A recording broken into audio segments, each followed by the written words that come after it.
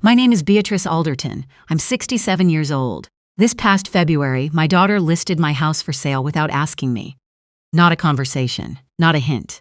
She had an agent over on a Thursday while I was at book club, and by the time I got home, there was a lockbox on my front door and a for sale sign in the snow at the end of the walk.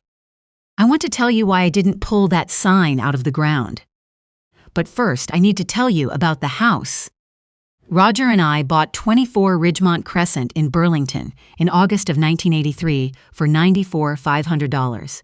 The realtor told us it was a stretch. She was right. We ate a lot of Kraft dinner that first winter and did not apologize for it. The street is 12 houses, brick semis and detached, most of them built in the late 70s. Most of the people who moved in before cable television are still there, or their kids are. Roger planted a Macintosh apple tree in the back corner of the yard this spring after we moved in. He put it too close to the fence. It never got full sun, and it has grown sideways for 42 years trying to find it. Every September, it drops apples into the neighbor's yard, and every September, the neighbor drops them back over the fence in a bag without comment. That tree has outlived Roger by 11 years. Roger died on the 4th of March, 2015. He was 69. Pancreatic cancer. 11 weeks from diagnosis to the end. I've thought many times since about what you say when someone asks how long you were together, and the math always stops me for a second. 41 years. I have made tea for one person every morning since. People ask what I did for a living. I usually say I worked at a law office on King Street. That's true. What I don't usually add is that it was a real estate conveyancing firm, and that for 26 years I prepared, reviewed, and closed property transactions for a living. Residential, commercial, estate sales, power of sale. I sat at that desk and read title searches the way other people read the morning paper. I knew what a life interest was before I knew what a TFSA was, as I knew how to read a chain of title the way you know your own phone number. Nobody in my family ever asked what I actually did at that desk. Remember that. It matters later, not for the reason you'd think. My daughter came over on a Saturday in January with a coffee from Tim Hortons and a glossy pamphlet. She's 50 now. She has Roger's eyes and her father's stubbornness, and she has spent the last 3 years building a case out of things she decided were true before she asked. She set the pamphlet on the kitchen table with both hands like it was a gift. Hawthorne Ridge Retirement Living. Warm beige cover. A silver-haired woman in a garden, laughing at a pot of herbs like someone off-screen had said something very clever. My husband and I talked about it, she said. I hadn't touched my coffee yet. About the house, about how much house this is for one person. I had been one person in this house since March of 2015. Nobody had raised that as a problem in 11 years. She kept going. She said the windows were the original 1978 aluminum frames, and they were losing heat. They aren't. We replaced them in 2007. She said the stairs were getting to be a lot. There are 4 stairs to the front door, she said. And she said this to the kitchen counter, not to me. She's just not managing the way she was. I was standing 2 feet away with a kettle in my hand. I have thought about that sentence maybe 200 times since then. Not what she said. The direction she said it in. She addressed it to the counter as if I were an item she was inventorying. I poured the water. I let the tea steep. And I asked her a question I already knew the answer to. Did you speak to anyone before you came here today? She looked at the pamphlet. That was the first answer. The second came a minute later. There's an agent, she said. Bryce, he specializes in senior downsizing. He's been really helpful. Senior downsizing. 2 words that sound like a service and function, like an eviction. I sat across from her. I asked what Bryce had been helpful with. She said he'd pulled some comparables. That's what people say when they don't want to say he'd already estimated what my house would sell for. She said the spring market was the right time. She said if we waited, we'd be leaving money on the table. We, that word again. And where would I be while we were busy not losing money? She tapped the pamphlet. She still hadn't looked up. You'll be comfortable there, Mum. They have a garden terrace. That's the sentence. 7 words about a garden terrace, delivered to a laminated brochure. Here's what I want to say about how that lands. My daughter isn't cruel. She's organized. Which is worse, because cruelty requires you to think about the person. She said it the way you'd say the Loblaws closes at 9. I didn't argue. I didn't cry. I said, "Did you want more coffee?" And she said she had to pick up the kids, and she left the pamphlet on my table. I read it after her car pulled out. Hawthorne Ridge had a wellness center and a dining room with a chandelier. Studios started at $4,200 a month. She had clearly already looked at that number and worked out how to cover it. I put it in the junk drawer under the takeout menus and went outside and stood by Roger's apple tree for a while because I needed to be somewhere he had been. I'm going to be fair to my daughter. In the fall of 2014, Roger got his diagnosis. She was 38. She had 2 kids under 6 and a full-time job managing a dental practice in Oakville, and she dropped 30 hours a week of that to be at our house. She drove him to the Juravinsky Cancer Center in Hamilton. She learned how to manage his pain medication. She slept on our pull-out couch for the last 6 weeks, and she was there the morning he died. I have never pretended that wasn't real. But here is the part that grew sideways, like the apple tree. My son-in-law has a renovation company. He grew it from a 2-truck operation to 12 employees, and in 2022 he overextended. He took on a townhouse project in Stony Creek on a timeline he couldn't meet, lost a fixed-price contract, and ended up eating the cost overruns himself. As of last autumn, they owed $238,000 on a home equity line of credit and had a second mortgage on their Oakville house that they were servicing but not reducing. My daughter never said any of this to me directly. I know it because in 2023, she asked me if I would consider lending them $60,000. She had a plan laid out on paper. I said no. I told her the truth, that I don't lend inside a family. I give or I don't, and I was not in a position to give $60,000. She heard that correctly, and she filed it. In 2024, I gave my granddaughter Quinn $9,000 toward her second year at McMaster. She's in the nursing program. She works every shift she can get at a long-term care home in Hamilton to cover the rest. My daughter found out at Easter. She smiled and said, "That's lovely, Mum." And I watched her do the arithmetic in her head and close a drawer that's been shut ever since. I met Bryce Coulter before I knew who he was, a church fundraiser in October. Good handshake, quarter zip with a brokerage logo, the kind of man who remembers which grandkid plays hockey. He talked to me for about 2 minutes and spent 40 minutes with my daughter and son-in-law at the other side of the room. In January, he showed up at my door with a folder. He called me Mrs. Alderton. He asked to walk through the property. Agents say walk through the property the way they say transition instead of move. He took a dozen photos on his phone. He told me the windows were original. Wrong, same as my daughter said, which told me exactly where my daughter got it. At the door on his way out, I asked him directly whether he understood that I lived here full-time and had no plans to leave. He gave me a look I'd seen before. The look that says I've already decided who the decision-maker is, and it isn't you. Of course, he said, but these decisions are usually a family matter, Mrs. Alderton. I've been through this with many families. Then he told me about his grandmother, moved to a retirement community in Ancaster in 2019, sold her house in 22 days, most peaceful thing they ever did for her. He said it twice. He clearly believed it. That's what made me uneasy, not the sales pitch. He'd built a business on the sincere belief that families know best and owners adjust. He had never once asked me a direct question and waited for my answer. On February 11th, my daughter signed the listing agreement. Not in the conversational sense of representing me. In the legal sense. There is a line on those listing forms for the authorized party, and she signed it, and below her name she wrote as attorney for property. I know this because Bryce emailed me a courtesy copy. He CC'd me the way you'd CC a building superintendent.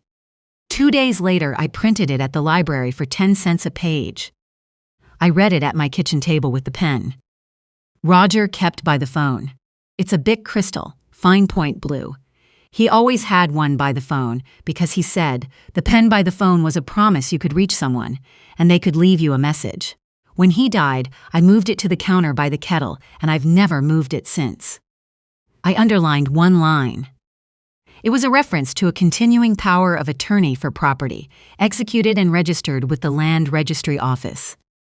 Dated 2012. I sat with that pen in my hand for a long time. Because 2012 was a real document. I signed it. I meant it. I'd had a cardiac event in October of that year, nothing catastrophic, an arrhythmia, one night in hospital, a medication adjustment, but it had frightened me. Roger was still alive, but he had a bad knee and some early signs of heart disease of his own. I wanted someone to be able to act on my behalf if something happened to me in a hurry. My daughter was organized and capable and loved me. I had a solicitor draw it up, and I registered it, because you must register a power of attorney before it can affect real property. That part is accurate, and it is my own signature. What the listing agreement did not mention, what my daughter did not remember, and Bryce had apparently never checked, is what I did in the winter of 2021. I'm going to tell you about it, but not yet, because the order matters, and because I didn't do anything about any of this in February either. I put the listing agreement in the drawer with the pamphlet. I put the pen back by the kettle. The lockbox went on the following Monday. Bryce hung it off the door handle himself. A gray combination box on a steel loop, gave it a tug to make sure it held. He told me it was easier this way. Saves you having to be home for showings, he said. Saves me. That evening I went to the garage. Roger's bolt cutters are hanging on the pegboard where he left them, between the extension cord and a tin of deck stain. I took them down. I stood in the cold with them for a while in a garage that still smells faintly like oil and sawdust and WD-40. Then, I hung them back. I want to be honest about why. If I cut that box off the door, my daughter would come back the next day and put a new one on, and then I'd know for certain. As long as I didn't cut it, there was still some version of the next several weeks where she pulled into the driveway and said, "Mom, I got ahead of myself." That's the smaller reason. The larger one I'll tell you in a few minutes. The lockbox stayed on my door for 9 weeks. Every time the shackle knocked against the wood, I could hear it from the kitchen. The photographer came on a Tuesday. He moved my chairs without asking. Then the dagger. Then my daughter arrived on a Saturday with a label maker and 12 flat-pack boxes from Home Depot. "We're just editing the space," she said. "Buyers can't visualize past personal items." Personal items. Roger's fishing rods in the mudroom. The ceramic dish my mother brought back from Cape Breton. Our wedding portrait on the hall wall.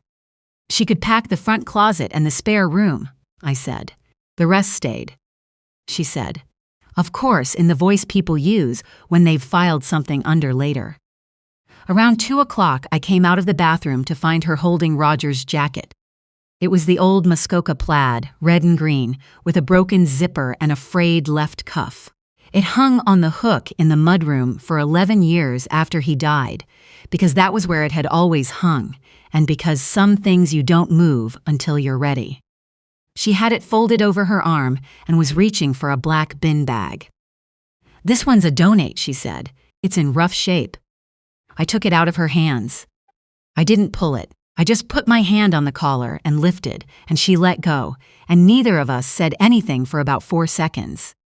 Then she wrote "Misc" on a label and stuck it to a box by the door, and I understood that I was going to end up in that box too, eventually, with a word on me. Ridgemont Crescent is a short street. It has opinions that travel fast. The for sale sign went in on a Thursday. By Saturday morning, the street had a story about me, and the story was not mine.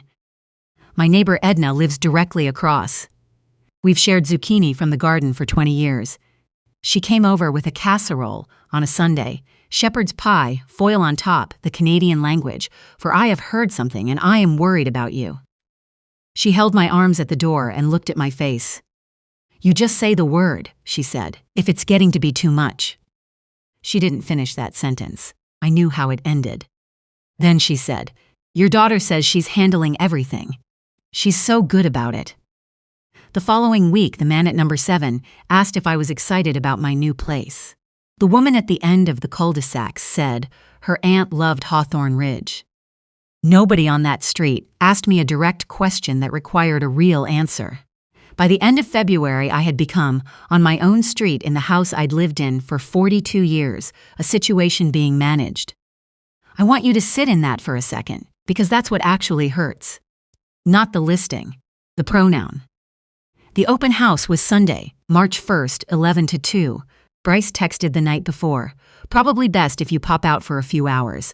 Buyers get uncomfortable. So Sunday morning, I put on lipstick and walked across to Edna's porch, and she brought out 2 cups of tea, and we watched people go through my house. 23 groups.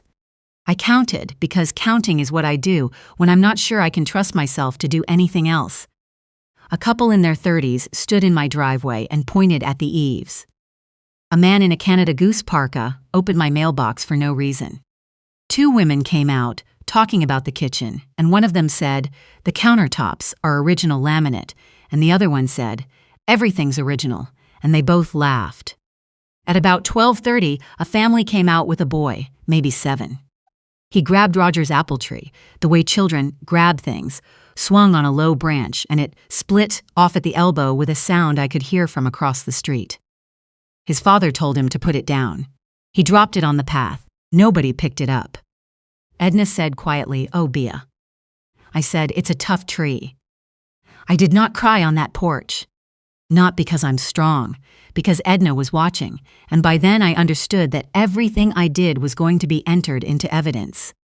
At 2:15, Bryce put the sign rider up. 23 groups, first weekend open. My daughter arrived around 3. She didn't come to my door. She stood in the driveway with Bryce while the wind came straight down the street.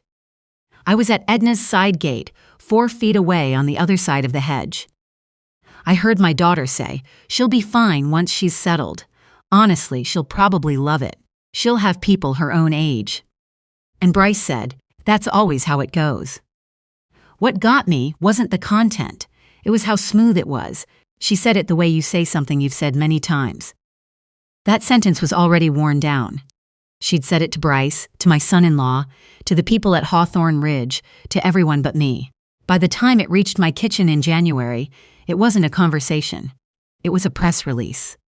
The decision was made somewhere I wasn't. I was just the last one told.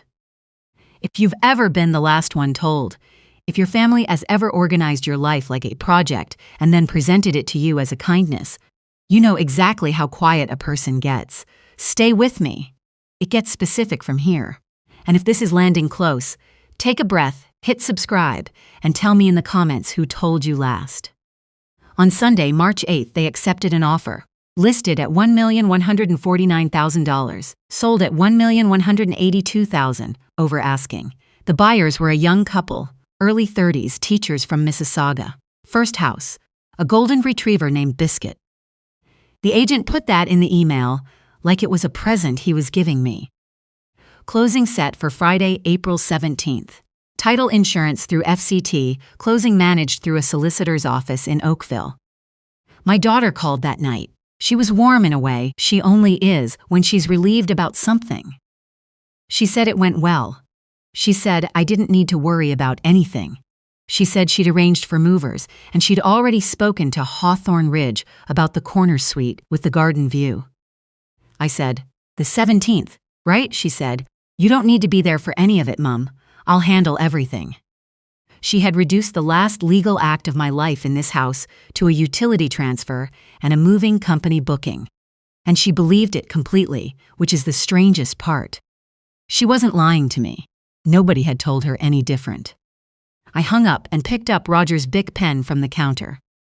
On the back of a hydro bill, I wrote 3 things: the name of the title insurer, the closing date, and the solicitor's name.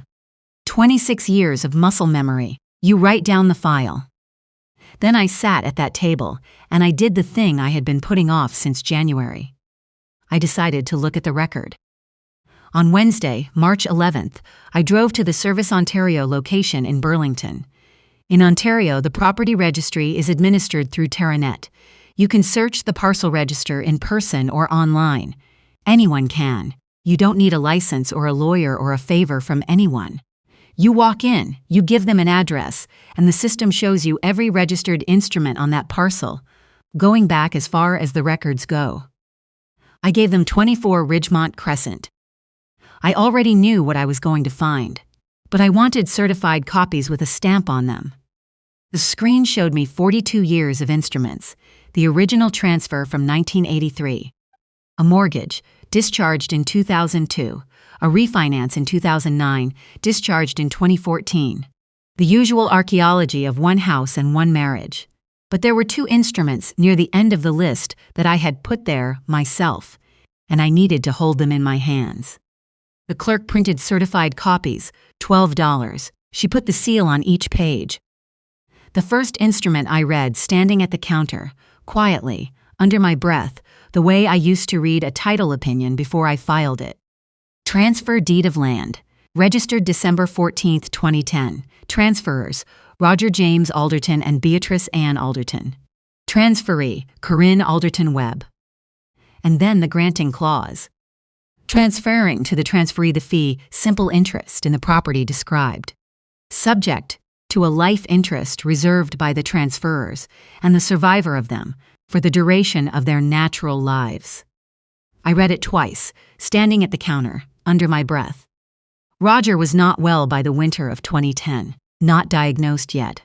That came 4 years later, but something was shifting and we both knew it. We had gone to see an estate solicitor on Brant Street. The solicitor explained what we were doing and why. We wanted to avoid probate. We wanted our daughter to receive the house without waiting for a court process. We signed the transfer. We put the house in her name. But we kept the right to live in it for the rest of our lives. That's what a life interest is. That's what those words in the granting clause said. And those words were registered on title at the Land Registry Office on December 14, 2010. They had been sitting there for 15 years, available to anyone who pulled the parcel register, the same parcel register that a licensed real estate agent is expected to review before accepting a listing mandate. Nobody pulled it. The second instrument I did not read at the counter. I folded it in thirds and put it in my coat pocket, and I drove home the long way, down Lakeshore, past the stretch near the Juravinsky, where Roger used to sit in the passenger seat and say very little. I already knew what the second one said. I'd signed it myself. Let me tell you about the winter of 2021, because it's why the second instrument exists. In November of that year, my son-in-law called me. My daughter was in the background. He said they were looking at consolidating some debt, and he wondered if I'd be open to adding my name to a home equity product on Ridgemont Crescent. He said the equity was sitting there doing nothing. I said no, once kindly. 2 months later, in January 2022, I got a letter from a mortgage broker in Mississauga addressed to me, thanking me for my application, and informing me that my request for a $110,000 HELOC on 24 Ridgemont Crescent could not proceed at this time. I had not applied for anything. My daughter had used the 2012 power of attorney. She had signed my name to a mortgage application. The application died in underwriting. Not because anyone caught it, because the title search came back with an instrument on it, the life interest, and the lender's solicitor sent a 2-line email saying they couldn't proceed due to a title encumbrance. My daughter told me about it in March, annoyed. She said the lender was being difficult. She said something about my file having an old flag on it. She never once asked what the encumbrance was. It was a closed door. She walked past it. In March of 2022, I drove back to the Service Ontario location, and I registered a revocation of the 2012 power of attorney. 3 paragraphs. It said the continuing power of attorney for property I had executed in 2012, naming my daughter as my attorney for property, was revoked in its entirety as of the date of registration.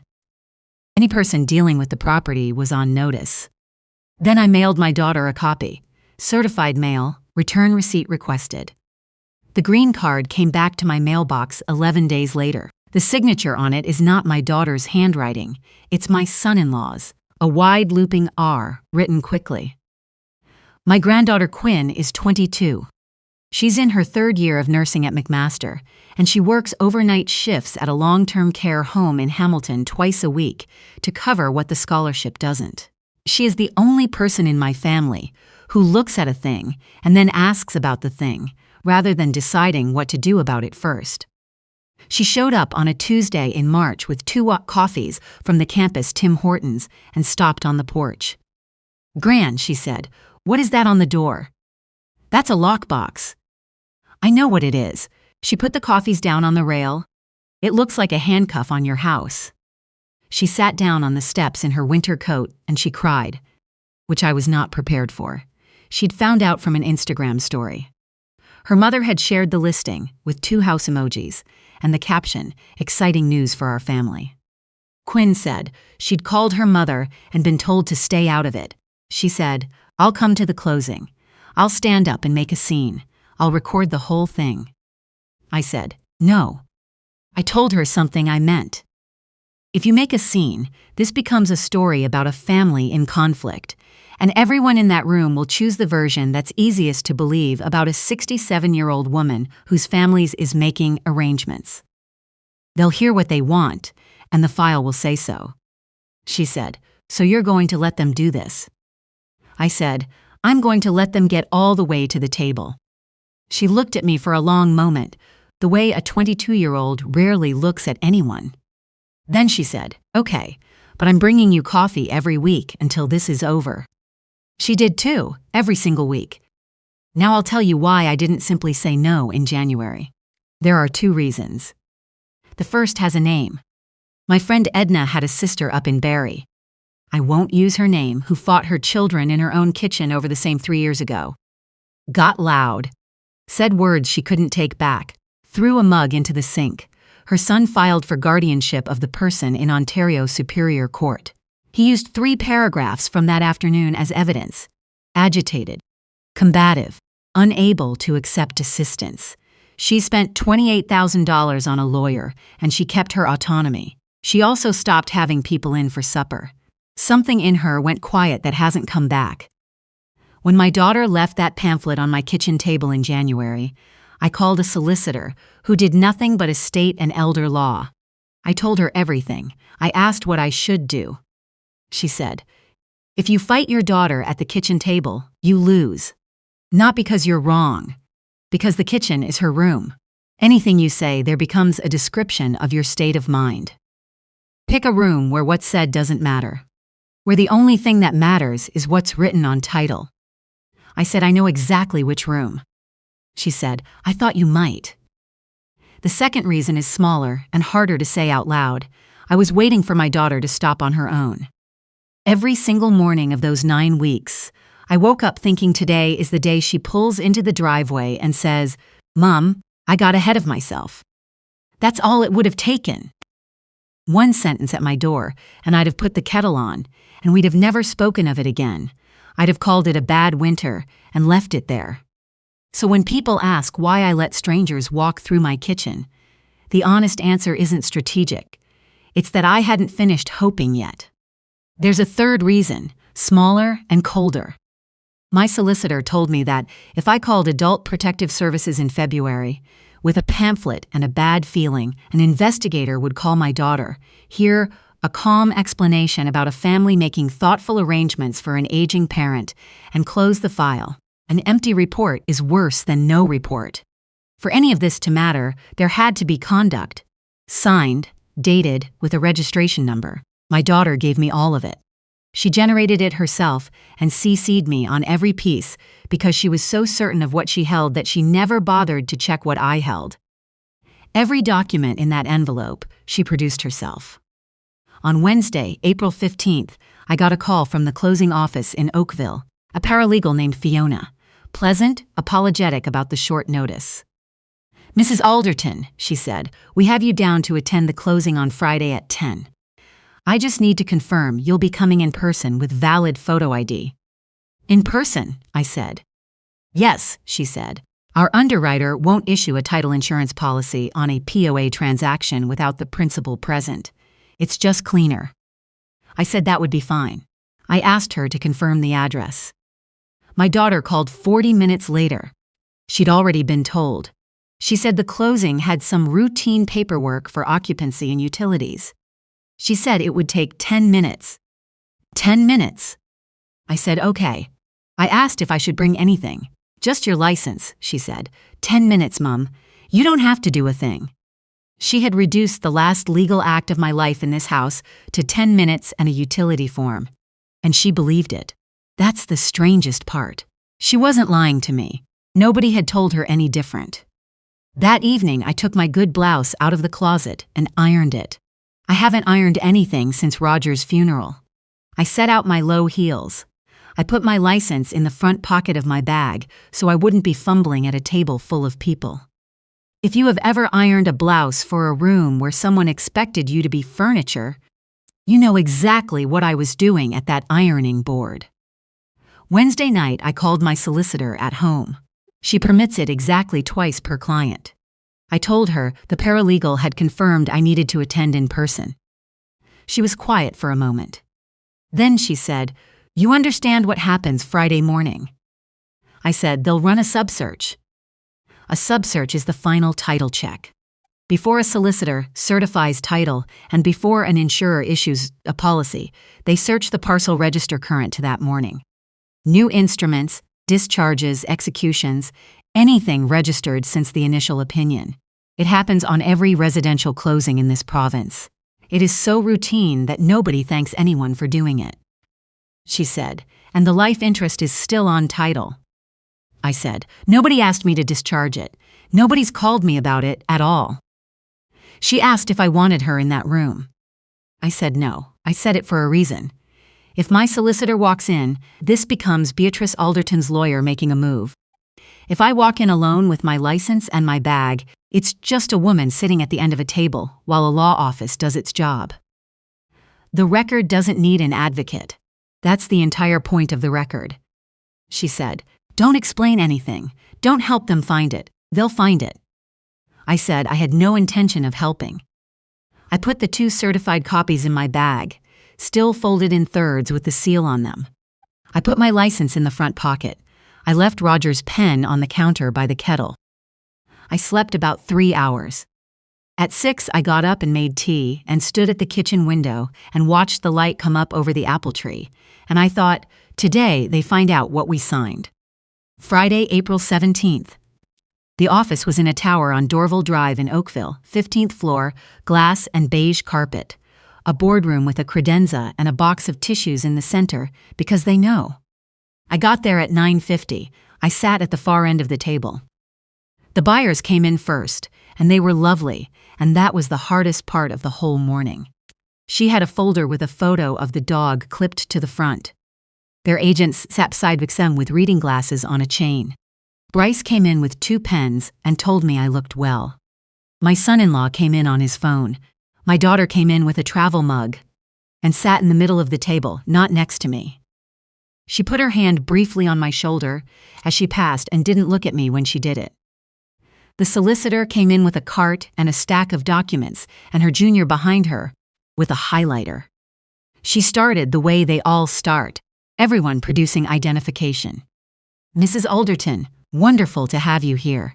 And Ms. Alderton Webb, you're signing as attorney for property, so I'll need the original POA and registration particulars." My daughter passed it across. She'd had it for 13 years. She had the registration number written on a sticky note. The solicitor confirmed it. Then she looked at her screen and typed something. A small controlled frown crossed her face, the specific frown of someone who has found something unexpected in a file they expected to be clean. The junior leaned in. They conferred for about 90 seconds in low voices. Then the solicitor looked up. "Before we proceed," she said, "I need to walk through some items on the parcel register." Our sub-search came back with 2 things I want to address. My son-in-law said, "Is there a problem?" She said, "There are some instruments I need to read into the record." She turned the printout to face the table. She started at the beginning.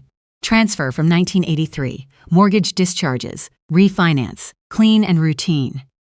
Then she reached the December 2010 instrument. Transfer, deed of land.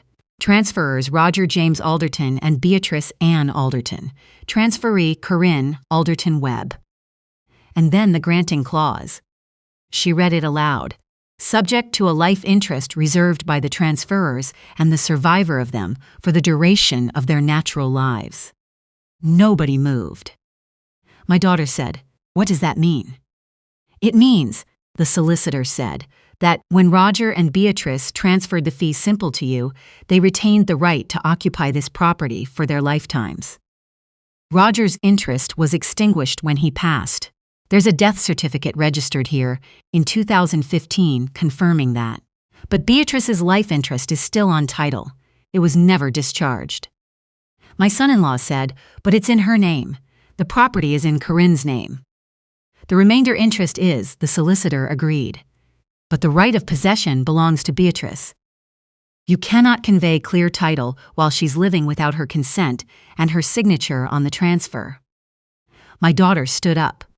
Not quickly, more like someone who has simply stopped being able to stay seated.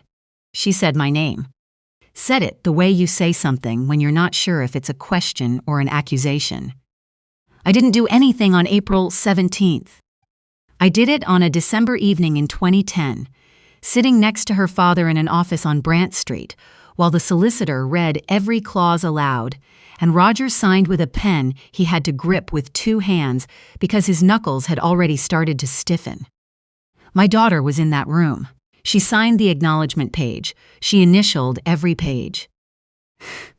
But her father was frightened, and she was frightened, and she heard the part she wanted, and she stopped listening before the granting clause. The solicitor wasn't finished. "There's a second item," she said. "The power of attorney being relied upon. Registered in 2012, has a revocation instrument registered against it. March 14, 2022. The power of attorney has not been valid for 3 years." Bryce said, "That can't be right." "It's registered on title," the solicitor said. "Any person dealing with this property is on constructive notice." My son-in-law said something. My daughter said something. The buyer's agent took her glasses off and set them on the table. "Without a valid power of attorney," the solicitor said, "and without a voluntary discharge of the life interest, which only Beatrice can provide, I cannot certify title and FCT will not issue a policy. Without a policy, the lender won't fund. I need to adjourn this closing." Bryce said, "With respect, this is a family matter. The family makes these decisions together."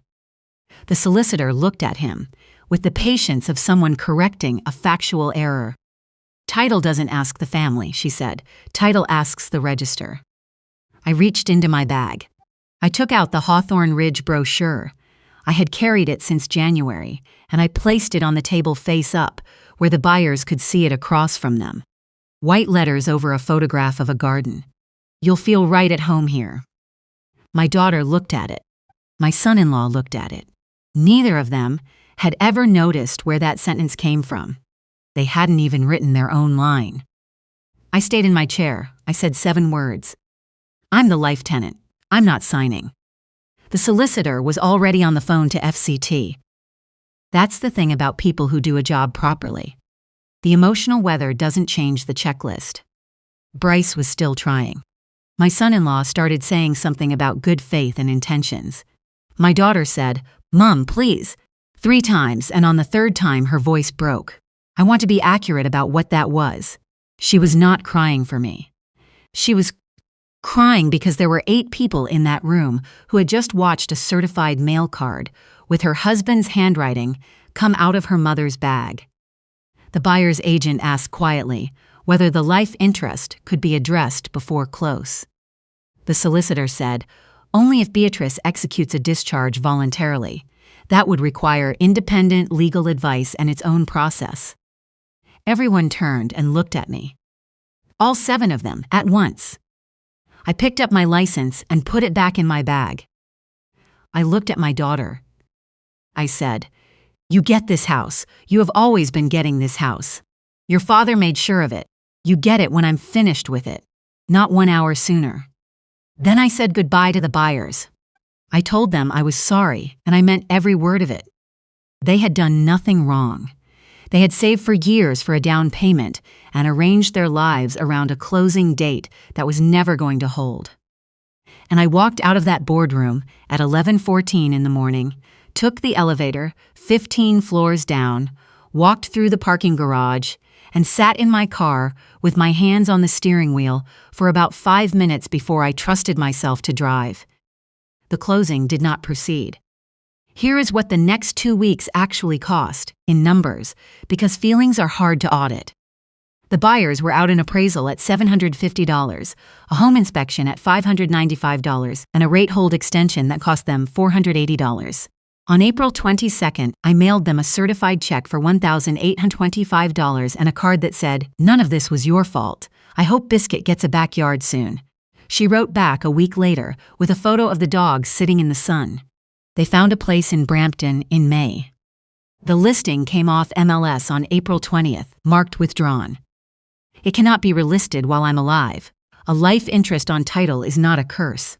It's a fact that doesn't move. I filed a complaint with the Real Estate Council of Ontario regarding Bryce Coulter. Not for the deed. He had no independent obligation to catch the legal instruments, but for accepting a listing mandate where the authority to list was a power of attorney without verifying that the POA remained valid, and for listing an occupied property without once asking the registered life tenant a direct question and waiting for her answer. His brokerage removed the senior transition section from its website within 3 weeks. On April 22nd, I also filed a report with the Halton Regional Police Financial Crimes Unit. A detective came to my kitchen. She sat at the table for an hour and read through everything in my envelope. She said most complaints like this come in with a feeling and a phone number. There is a file now. It is not empty. On the 24th, I went back to Service Ontario and registered a notice with updated particulars. I also executed a new continuing power of attorney for property, naming Quinn. I changed the locks. I did not touch my daughter's remainder interest. Not one line of it. Roger signed that transfer with hands that already ached, and it said what he wanted it to say. She gets the house when I'm finished with it, same as he intended. I am not going to renegotiate my husband's last clear wish because his daughter had an expensive year. Quinn moved into the spare room in May. She pays $200 a month, and she shovels the walk without being asked. She leaves for her clinical placement at 6 in the morning, and I hear the door from the bedroom. Sometimes she comes in after a long-term care shift at 2 in the morning, and she always leaves the kitchen light on for me. I don't know if she knows I notice that. I notice it every time. In June, Roger's apple tree bloomed for the first time in 3 years. White blossoms first, then the small hard fruit starting at the ends of the branches. Crooked tree, wrong spot. Growing sideways toward the light for 42 years, and still coming back. My daughter and I have spoken twice since April. Once, for Quinn's birthday. Once because she wanted to know if I had her grandmother's serving dish. People keep telling me I outsmarted my family. I want to be clear that I didn't, because somebody listening to me right now is doing the arithmetic on their own property. There was no trick. There was a parcel register, a $12 printout, and a transfer that Roger and I signed with a solicitor present on a December afternoon in 2010, with my daughter sitting at the same table. She was there. She initialed every page. She just heard the sentence she wanted and stopped listening before the granting clause. You cannot take something from a person you've been listening to. So here is the only thing I'll tell you to do, and I'll keep it to one sentence. In Ontario, search your property on Terranet. In BC, it's the Land Title Office. In every province, there is a public register, and it costs less than a round of coffees at Tim Hortons. And it tells you exactly what is written about your home. Not what someone has told you is there, but what is actually registered. Go find out what your record says while you still have the choosing of it. That's my story. Drop a comment, hit subscribe, and I'll see you in the next one.